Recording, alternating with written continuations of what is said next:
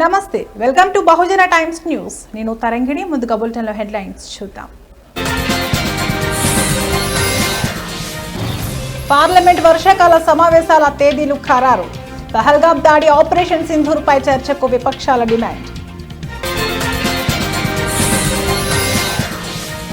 కులగణనపై కేంద్ర ప్రభుత్వం కీలక నిర్ణయం. 2 దశల్లో దేశవ్యాప్తంగా కులగణన.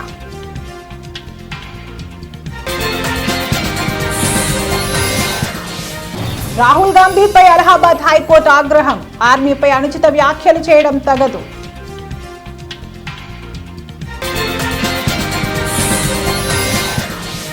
బెంగళూరు ఆర్సీబీ ఐపీఎల్ విక్టరీ పరేడ్లో తొక్కిసలాట.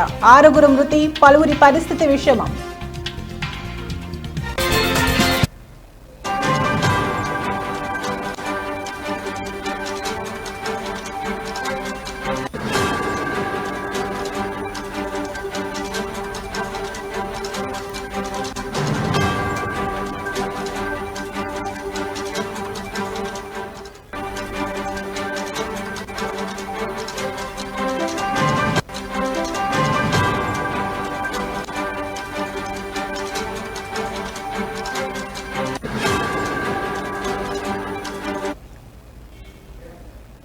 Breaking news. కేంద్ర ప్రభుత్వం పార్లమెంట్ వర్షాకాల సమావేశాల తేదీలను ఖరారు చేసింది. జూలై 21 నుంచి ఆగస్టు 12వ తేదీ వరకు ఈ సమావేశాలు జరుగుతాయని పార్లమెంటరీ వ్యవహారాల శాఖ మంత్రి కిరణ్ రిజిజు ప్రకటించారు. మొత్తం 23 రోజుల పాటు సాగే ఈ సమావేశాల్లో పలు కీలక బిల్లులను ప్రవేశపెట్టడంతో పాటు జాతీయ భద్రత, ఆర్థిక స్థితిగతుల వంటి అంశాలపై కూడా చర్చ జరిగే అవకాశం ఉంది.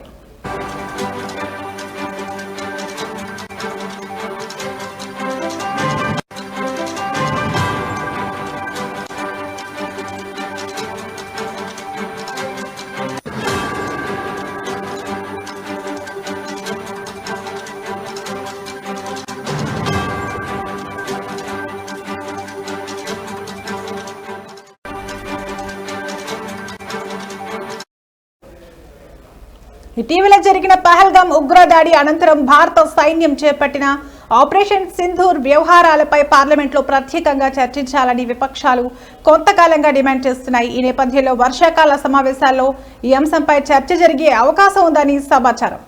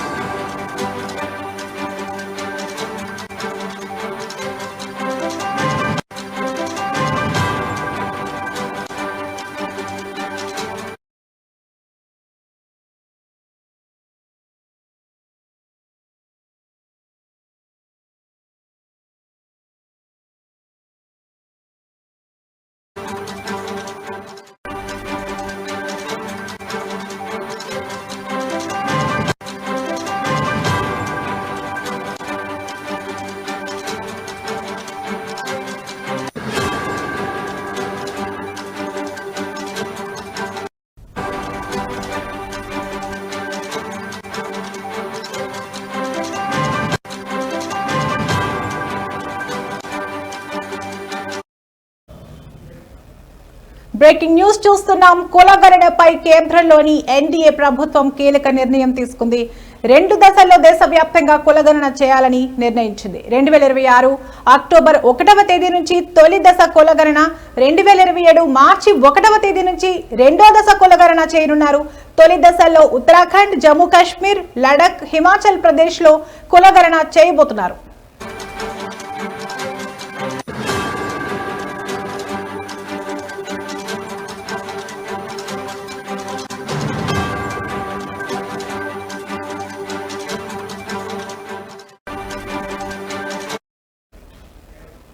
మరోవైపు కులగణనపై కేంద్ర కేబినెట్ ఇప్పటికే నిర్ణయం తీసుకున్న విషయం తెలిసిందే. కులగణన పేరుతో కాంగ్రెస్ పాలిత రాష్ట్రాల్లో సర్వే చేయించారని, ఆ సర్వేలో పారదర్శకత లేదని కేంద్రం పేర్కొంది. దేశవ్యాప్తంగా పారదర్శకంగా కులగణన చేయాలన్నదే మోడీ ప్రభుత్వ సంకల్పమని కేంద్ర మంత్రి అశ్విని వైష్ణవ్ చెప్పారు. వచ్చే జనాభా లెక్కల్లోనే దీనిని చేర్చుతామని కేంద్రం ప్రకటించారు.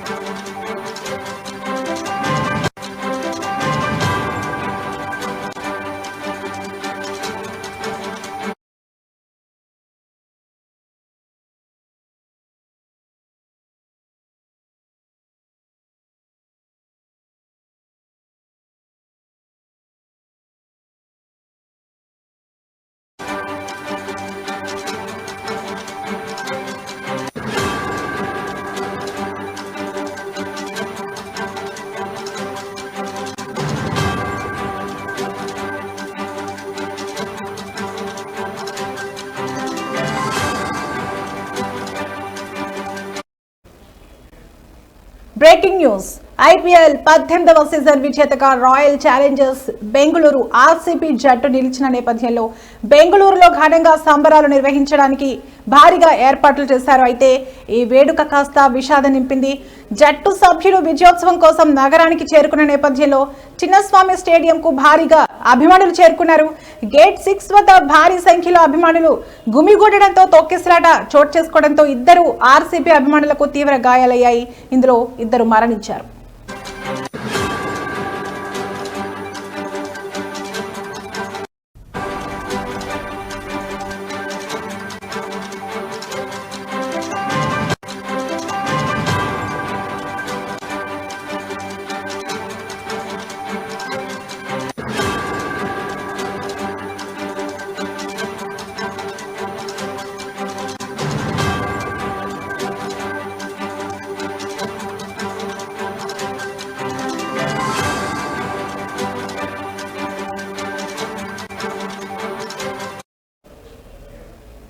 అలాగే ఈ ఘటనలో 15 మందికి పైగా గాయాల పాలయ్యారు.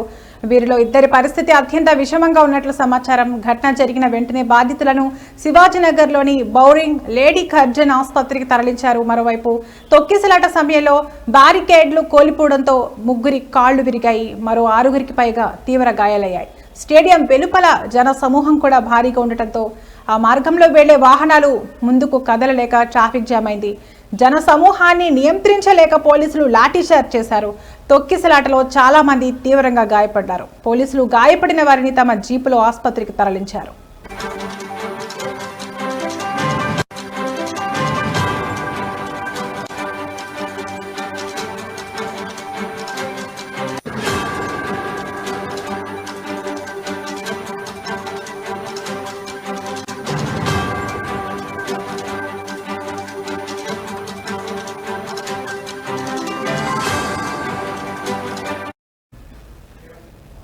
ఆర్సీబీ విజయం తర్వాత అభిమానులు సంబరాల్లో మునిగి తేలుతుండగా ఇలాంటి విషాదకర ఘటన జరగడం అందరినీ కలిచివేసింది. ఆటగాళ్లను చూడాలని స్టేడియం వద్ద అభిమానులు పెద్ద సంఖ్యలో చేరడం వల్ల వేదిక వద్ద భారీగా జనం రావడంతో పోలీసులు వారిని అదుపు చేయడంలో నియంత్రణ కోల్పోయిన పరిస్థితుల్లో తొక్కిసలాట జరిగింది.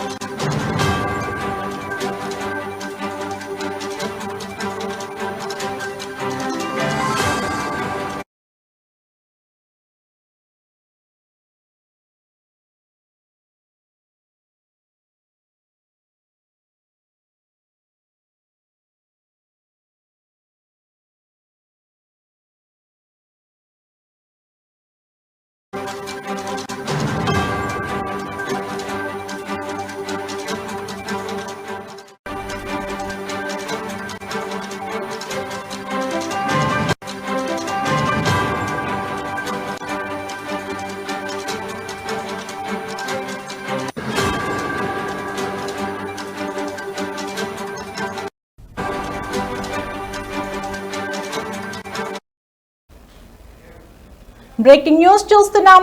అలహాబాద్ హైకోర్టు కాంగ్రెస్ అగ్రనేత రాహుల్ గాంధీపై తీవ్ర ఆగ్రహం వ్యక్తం చేసింది. భారత ఆర్మీపై అనుచిత వ్యాఖ్యలు చేయడం తగదు అంటూ ఆయనను హెచ్చరించింది. 2022లో భారత్ జోడో యాత్ర సమయంలో రాహుల్ చేసిన వ్యాఖ్యల నేపథ్యంలో లక్నో కోర్టు ఆయనకు సమన్లు జారీ చేయగా వాటిని ఛాలెంజ్ చేస్తూ రాహుల్ పిటిషన్ దాఖలు చేశారు. ఈ కేసును జస్టిస్ సుభాష్ విద్యార్థి నేతృత్వంలోని సింగిల్ బెంచ్ ధర్మాసనం విచారించింది. రాహుల్ గాంధీ వేసిన పిటిషన్ను హైకోర్టు తోసిపుచ్చింది. ఈ సందర్భంగా ధర్మాసనం స్పందిస్తూ వాక్ స్వాతంత్రం పేరుతో ఎవరైనా ఒక వ్యక్తి అయినా లేదా ఏ సేన అయినా పరువు నష్టం కలిగించే వ్యాఖ్యలు చేయడానికి హక్కు లేదని స్పష్టం చేసింది.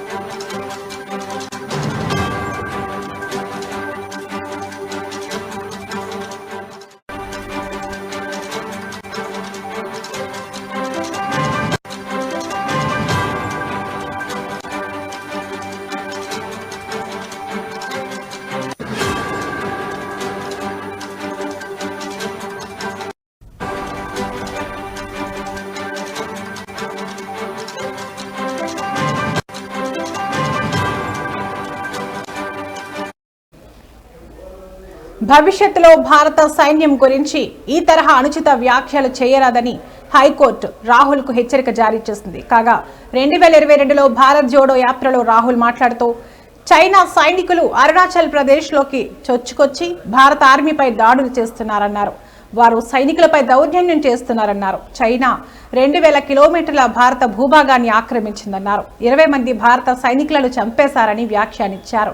ఈ వ్యాఖ్యలపై లక్నోకు చెందిన ఉదయ్ శంకర్ శ్రీవాస్తవ అనే వ్యక్తి కోర్టు ఫిర్యాదు చేశారు. దీనిపై స్పందించిన కోర్టు రాహుల్ గాంధీకి సమన్లు జారీ చేసింది. అయితే ఆ సమన్లను కొట్టివేయాలంటూ ఆయన వేసిన పిటిషన్ను అలహాబాద్ హైకోర్టు తిరస్కరించినట్లు స్పష్టమైంది.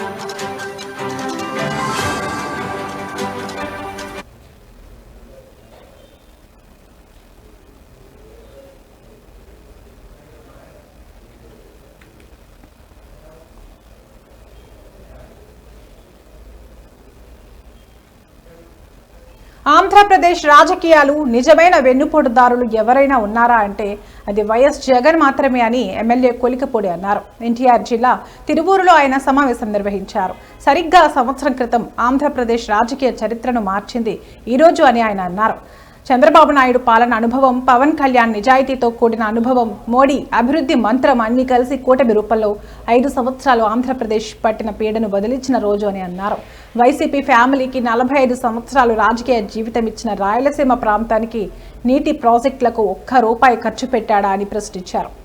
అలాగనే రాయలసీమలో పరిశ్రమల స్థాపనకి, ఉత్తరాంధ్రలో పరిశ్రమల స్థాపనకి అనేక కంపెనీల ద్వారా లక్షల కోట్ల పెట్టుబడులు గత సంవత్సర కాలంలో ఒప్పందాల రూపంలో మన ముందున్నాయి. కొన్ని కంపెనీలు ఆల్రెడీ ప్రారంభమైనవి.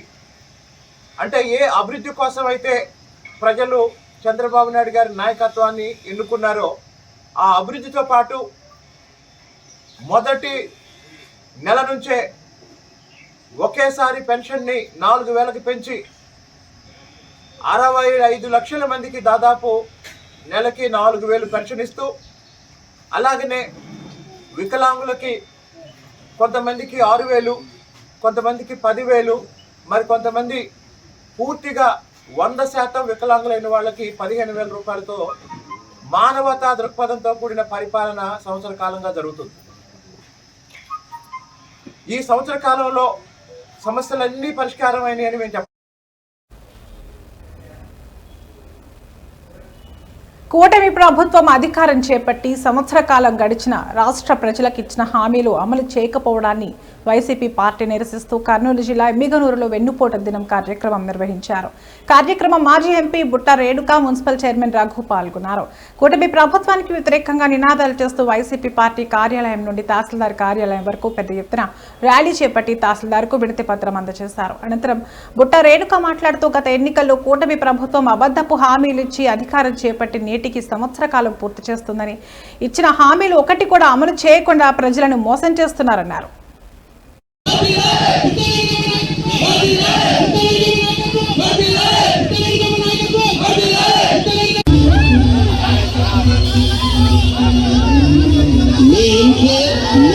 ఎలక్షన్స్ కి ముందర సూపర్ 6 అంటూ ఏదైతే హామీలు ఇచ్చారు, అంతేకాకుండా ఇంకా చాలా చాలా అబద్ధపు హామీలని చెప్తూ ప్రజలని మోసం చేసి ఈరోజు సంవత్సరం గడుస్తున్న ఎటువంటి సంక్షేమ పథకాలను అమలుపరచకుండా ప్రజలకు వెన్నుపోటు పొడిచారు. తల్లికి వందనము, ఎంతమంది పిల్లలుంటే అంతమంది పిల్లలకి ఇస్తామన్నారు. మరి 18 ఏళ్ల వయసు దాటిన ప్రతి మహిళకు మహిళా శక్తి కింద 18,000 రూపాయలు సంవత్సరానికి ఇస్తామని చెప్పడం జరిగింది. ఈ రోజు వాళ్ళు ఏం చేస్తున్నారని మేము ప్రశ్నిస్తున్నాము. మరి ఏమీ చేయకుండా మేము అన్ని సంక్షేమ పథకాలు చేస్తున్నా కూడా రాష్ట్రం శ్రీలంక అవుతుంది అని అప్రూపాలు చేస్తున్నామని మా పైన నిందలు వేశారే. ఈ రోజు ఇవి ఇప్పటి వరకున్న బులెటిన్ అప్డేట్స్. మరో బులెటిన్లో మళ్ళీ కలుద్దాం. నమస్తే.